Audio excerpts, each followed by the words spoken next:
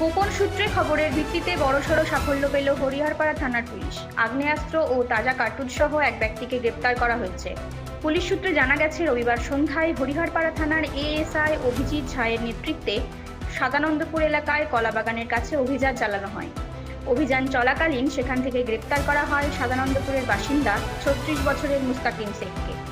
তল্লাশি চালিয়ে তার কাছ থেকে উদ্ধার হয় প্রায় 8 ইঞ্চি লম্বা একটি দেশীয় তৈরি আগ্নেয়াস্ত্র, 3 রাউন্ড 303 ক্যালিবারের তাজা কার্তুজ এবং একটি নাইলনের ব্যাগ। পুলিশ জানিয়েছে, অভিযুক্তের বিরুদ্ধে সংশ্লিষ্ট ধারায় মামলা রুজু করা হয়েছে। ঘটনার তদন্ত শুরু করেছে হরিহরপাড় থানার পুলিশ। তদন্তের দায়িত্বে রয়েছেন এএসআই নন্দকিশোর দাস। পুরো বিষয়টি খতিয়ে দেখছে বলে জানিয়েছে পুলিশ প্রশাসন। Bureau report, Bangla news.